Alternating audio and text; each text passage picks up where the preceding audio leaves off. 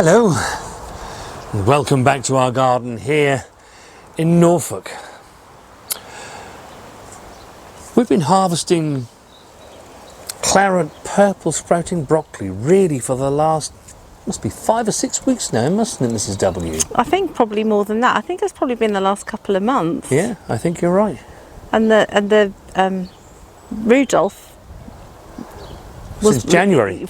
Yeah, probably even before that, but yes, yeah. So yeah, we've had purple sprouting broccoli really from January right the way through till now.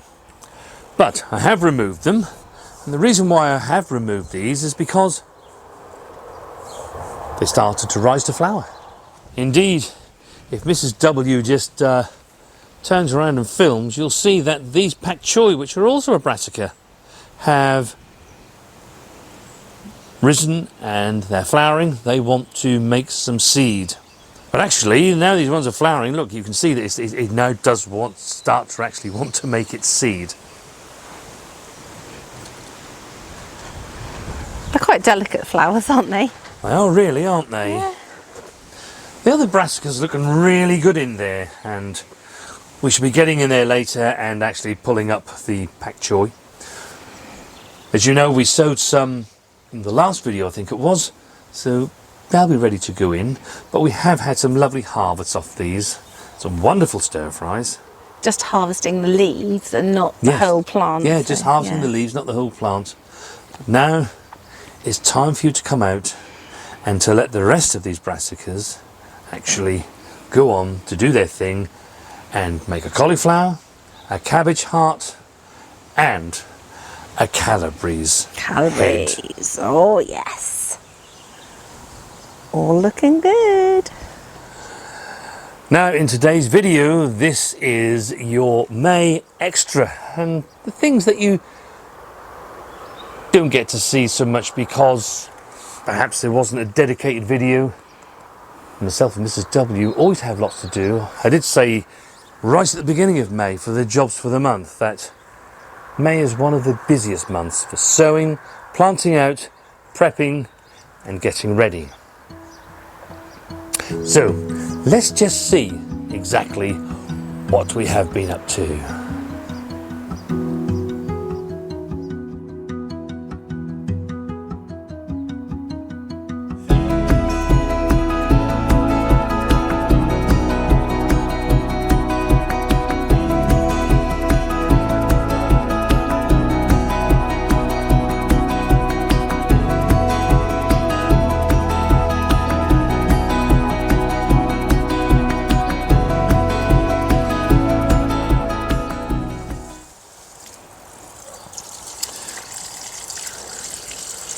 Now we have had plenty of rain over the last few weeks, but because these potatoes are in buckets, and the first earlies, a variety called Casablanca, I also want to give them a bit of a boost of a feed, because their roots can't actually get down into the soil, unlike these potatoes which we're growing in the ground, which are our main crop.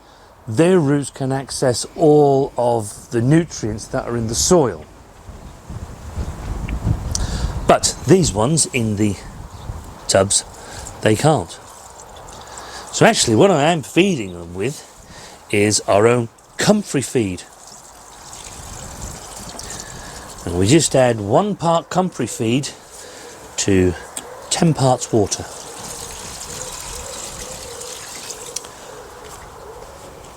And that'll just give them a nice little feed and a boost that otherwise they couldn't get, because they can't get their roots down into our lovely soil.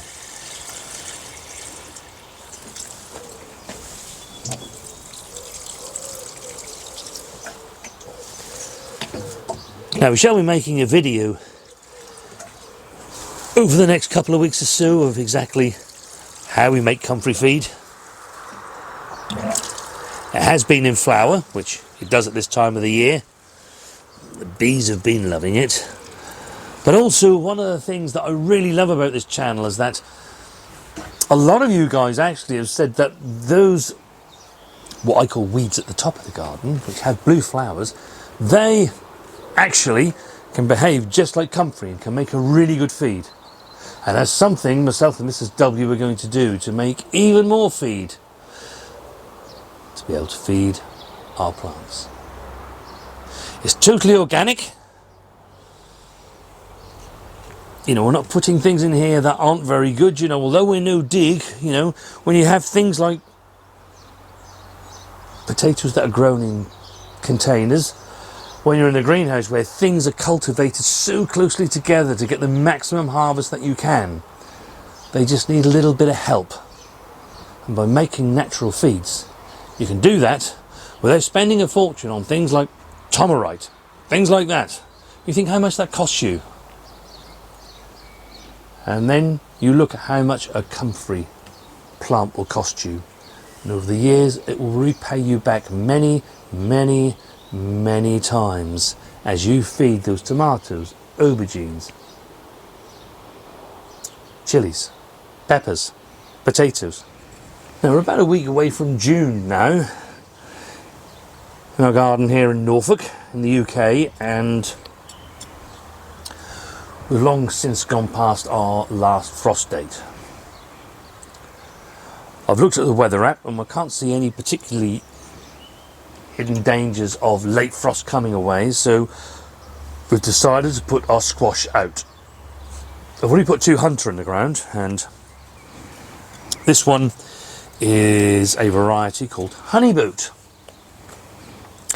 Now I know that one or two of you commented last year to say, oh, we grow that and it's a really lovely one, and yes it is. It's lovely to see its stripy skin.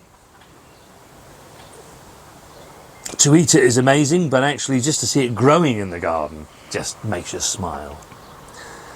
And this is actually some home safe seed that Mrs. W saved last year. We're going to put that into the ground. It's got a lovely root system. It does look good, That's looking good.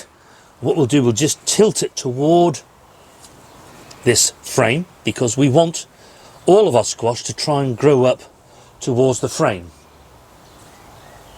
And hopefully that's exactly what will happen.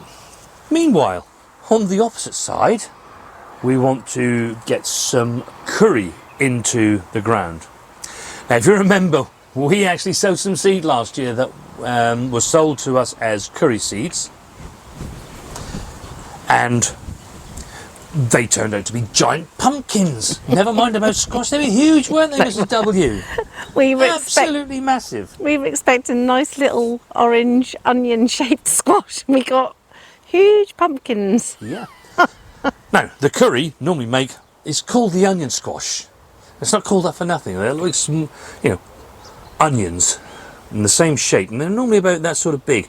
Absolutely lovely. They have a wonderfully nutty taste that we really quite enjoy. So hopefully I've got the right seed this year and we shall see some lovely curry squash. Fingers crossed. Fingers crossed. So again, let's get those planted into here. We'll angle them toward the cattle fencing, so hopefully they'll grow up. You can see that, they've grown really well. The roots are looking really good.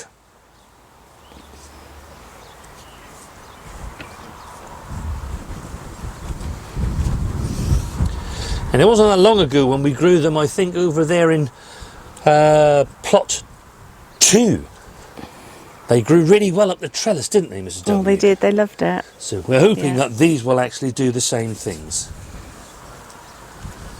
Actually, while we're just down here, I think when we were in the last video that we made, I was sort of saying about I can't really see any beetroot, but actually, just over this last week, it's really started to swell. Look, there's some beetroot, look. Oh, yes. Yeah, and it really does work well multi-sown, so whichever one gets to the size of a golf ball first, which is the sort of size we pick them at this time of the year, so they should be ready for their harvest next month in June. We look for them at golf ball size and pick those, and then leave the rest to grow until they get to that size. Whereas the seeds that we'll sow next month, actually in June, we shall let those continue to grow on, and they can get nice big beetroots which will actually store for us over winter. There's actually quite a lot of beetroot there, Mrs. W. There is. It's a good job you don't like beetroot, because you would eat it, wouldn't you? Eh? She eats anything. Now, we're almost towards the end of May. And what that means is that regardless whether you're like us No Dig or whether you're growing your potatoes traditionally, they need earthing up, hilling up. In our case, it's called composting up. And all we do being No Dig is really very, very simple. And that is just to pop some compost over the plant like so. That's all we need to do. Any potatoes that do rise towards the surface, they will be covered and won't go green, which we don't want from potatoes. They have been done a couple of times, if you remember, and if you haven't seen, do go back and watch those videos. But because we thought we were going to be getting frost, and then when we went on holiday just before, I didn't exactly know what was going to happen with the weather, so this is probably the third time that these have now been composted up. The other two times were just to protect from frost because we're expecting some quite low overnight temperatures. But this time it's been done so that those potatoes don't go green, and because they're main crop, from those stems they will send out roots which will actually give you more potatoes. And while we're here, you know, it's a great example to show you where if you were to take over an allotment or you're going to grow vegetables in your garden for the first time, is to just actually sit and look at what happens in your garden. Because the weather patterns and things that happen have a huge effect on the plants that you grow. If you look in front of Mrs. W here, these potato plants are looking quite tall, really good and strong, looking absolutely amazing. But the sun is over there at the moment and it's shining down, and the sun rises over the top of our house and it continues to come round to the right all the way until it gets to the back of our garden where those trees are, and then the sun sets below that. The consequence is that it doesn't hit this end quite so much. And if you look at these potato plants, look, they're much shorter. They're not as big as those. Much shorter plants. And that's because they haven't seen quite so much sunlight. And that's why it's always a good idea that when you take over an allotment for the first time, or if you're deciding to grow your vegetables in your garden for the first time, don't be in too much of a rush. Just take your time and observe what's going on. Remember, I always have my diary on me, write things down, what happens, where it gets the sun, where it doesn't. If you look at plot 1, because the sun is there and it goes all the way around, actually it's hitting here for most of the day. So any plants that like lots of sun, plot 1 is absolutely amazing. Plot 2, not quite so good, but at this time of the year it grows really good plants because obviously the sun is much higher at this time of the year. But when we get to, you know, September and October, it really doesn't receive an awful lot of sun. Plot 4, again, absolutely amazing. Great place to grow plants that like the sunshine. And in plot 3, that's a bit better than plot 2. It just to see that sunshine just that little bit more. So you have to tailor what you're going to grow in each plot really to what the conditions are in each plot. Each plot has its own microclimate. And that's a whole other subject. Because this one will get lots of frost. But when this gets frost, it doesn't necessarily follow that this one does. That's a video for later on in the year, Mrs. W. Yes. Now, as you know, we actually multi-sow our onions, and there could be 6, 7, sometimes even 8, if I haven't done my sowing quite right.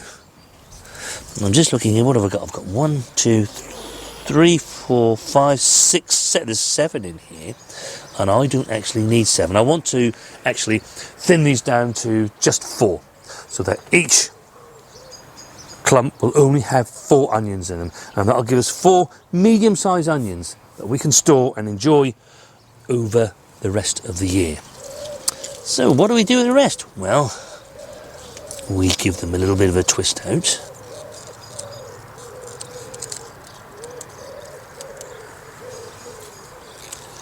And what we actually enjoy is some lovely spring onions.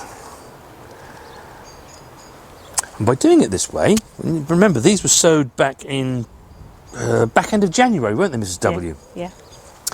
And we transplanted them into the ground same time as those brassicas, round about March the 22nd. And, you know, in January and February, it's a little bit too early to be sowing your spring onions. So while you're waiting for those to come on, if you actually multi-sow them as we have, and you have them now, it's a spring onion for you. Your first spring onions of the season. And I'm going to enjoy those this evening. Now you can see here we have a little bit more sowing to do, and Mrs. W has filled this module tray with compost. She has already pre-watered it and made some little indentations ready for the seed to go in. And the first seed that she's showing is actually some chard. It's actually rainbow chard. It is really quite lovely, and also it looks really, really pretty in the garden. Oh, there we go.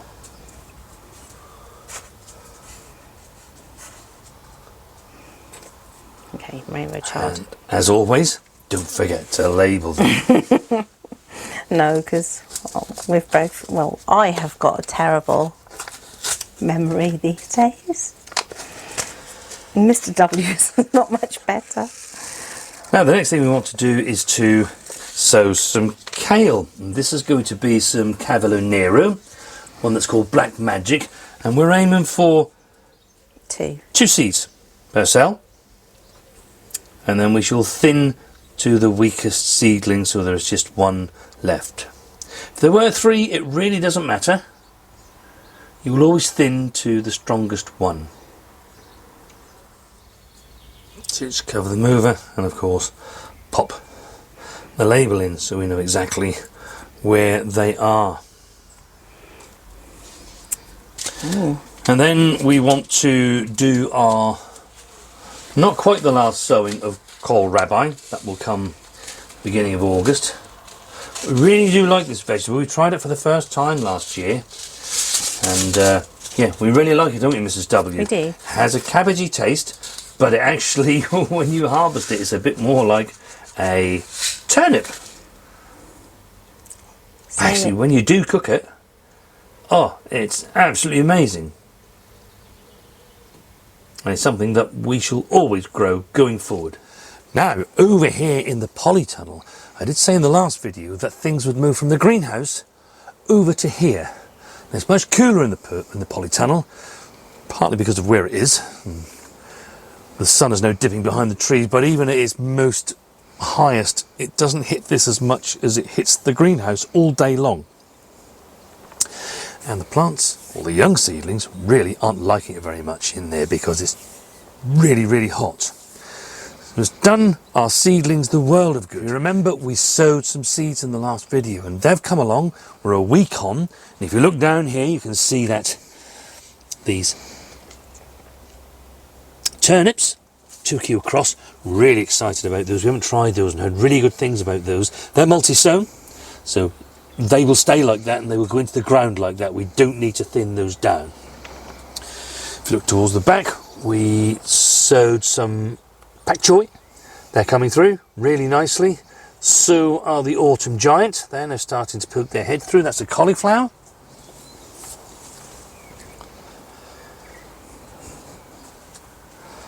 And then in these trays we have cabbage Providence, cauliflower Romanesco, and Calabrese Marathon. If you remember, we sowed these, we aim for 2 seeds per station. And then what we'll do is we will thin to the strongest seedling. It really is quite worth doing that, because at least you know you get something through. And although we aimed for 2, I guess in this one we probably didn't. There's only 1 here and it's come through. But if it hadn't germinated, there would have been nothing in that cell. Well, you can see the Savoy Kings have all come through. But again, you know, although we aimed for 2 seeds, I'm pretty sure we put 2 seeds in. Or did Mrs. W sow these ones? Only one has come up. Don't you go blaming me? I'm in so much trouble when I get back indoors. You can see the sprouts that we sowed. The first one is now poking its head through. I think Mrs. W must have sown that one as well, because there's only one coming through. Now the spring onions that we sowed, you can see they're now starting to germinate. And you can see where we've multi-sown them. They're now starting to come through, so they will give us our bunch of onions. Everything else too is looking really good. The tomato plants are looking good before they go over there and into the greenhouse. And you can see that some of Mrs. W's tagetes and marigolds are actually already starting to get flowers. Yay! Need to get those out tomorrow, Mrs. W. Yes, I know. Now I'm just taking these leeks out of here. You can see I've taken the other 2 pots out. Yeah, they don't need to be in the cold frame anymore. But look how well they're doing. They're looking great, aren't they? They really are. And they shall be going out into the ground next month in June. Probably mid-June, might even be towards the end of June. I'd like these to get a little bit thicker. Really, you want leeks to be about the size of a pencil if you can, before they go out. So yeah, hopefully they're going to really start to bulk up over the next 2 to 3 weeks. And that's going to make some room in there so we can move other things out into the cold frame, so they're not taking up so much space in the greenhouse or the polytunnel as we've seen in there. Celeriac, they're doing really quite well. Pleased with those. And next week, maybe the week after, but probably next week, I shall be transplanting those into their final positions, and there they will stay. If you are doing yours this week, it really wouldn't matter, so long as you know there's not going to be a frost. There's got to be really no cold nights, because they don't particularly like the frost. They're not frost tolerant whatsoever. That's why I always leave them until right at the end of May, beginning of June. So if you want to wait and transplant them when we transplant ours, that's fine. If you've done them now, that's fine. And then we'll do the next part of the grow along once they're transplanted into their positions. Now, the other thing I wanted to do was to get the courgettes into place. And they are. We've got 2 in place here. And courgettes are a wonderful vegetable, really, because they're so prolific. You get so much from these plants. And really, if you're like us, just the 2 of us, 2 plants are more than enough, really, aren't they, Mrs. W? Yeah, you can sometimes have courgettes coming out of your ears. They're that good. Very, very prolific. As you know, we have our own sowing calendar and a planting plan. And they need to be flexible. Yeah, it gives you an idea of what you're doing, but sometimes you need to change things. Those of you that are eagle-eyed, you may have already seen that the parsnips are in a different place. These courgettes are definitely not where we plan to put them on our plan. But things change and things happen, and sometimes you have to change things. And for us, there are big changes that are going to be happening to plot 5. But we'll tell you more about that in August and September. We've had a wonderful day out in the garden today. It's nearly 7 o'clock in the evening now, and we've probably been out here since about 8:30 this morning, haven't you, Mrs. W? We have. The sun has shone, and just looking out over the garden, absolutely feel at peace with the world. And that's quite appropriate, because this week has been Mental Health Awareness Week. And both myself and Mrs. W, we know of people that have struggled with their mental health, but it just actually makes me think to myself, how lucky are we? We have this garden, and when I see the brown soil, hello Poppy, hello, yes, you make me feel better too.